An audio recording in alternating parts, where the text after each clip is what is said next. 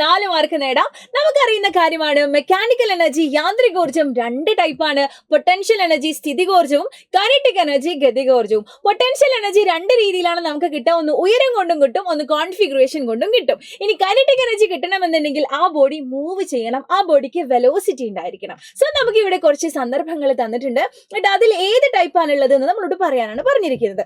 Stretched spring, വലിച്ചു നീട്ടിയിട്ടുള്ള ഒരു സ്പ്രിംഗിൽ എന്താണ് കോൺഫിഗറേഷൻ കൊണ്ടാണ് പൊട്ടൻഷ്യൽ എനർജിയാണ് ഉണ്ടാകുക. പൊട്ടൻഷ്യൽ എനർജി സ്ഥിതികോർജം.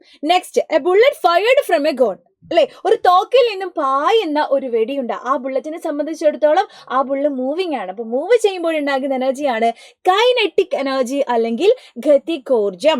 നെക്സ്റ്റ് എന്താണ്, ഒരു നിശ്ചിത ഉയരത്തിൽ യൂണിഫോം വെലോസിറ്റിയോട് കൂടി പറക്കുന്ന ഒരു പക്ഷി. ആ പക്ഷിയെ സംബന്ധിച്ചിടത്തോളം ആ പക്ഷി ഉയരത്തിലാണ് പറക്കുന്നത്. അപ്പൊ ഉയരം കൊണ്ടുണ്ടാകുന്ന സ്ഥിതികോർജം, പൊട്ടൻഷ്യൽ എനർജി അതിനുണ്ടാകും. അതേസമയം ആ പക്ഷി പറന്നുകൊണ്ടിരിക്കുകയാണ്. അപ്പൊ അതിനെന്തുണ്ടാകും, കൈനറ്റിക് എനർജി ഉണ്ടാകും. അപ്പൊ ആ പക്ഷിക്ക് 2 ടൈപ്പ് എനർജിയും ആ സമയത്ത് അല്ലേ. അങ്ങനെയാണെങ്കിൽ നിങ്ങളുടെ ക്വസ്റ്റ്യൻ ആണ്.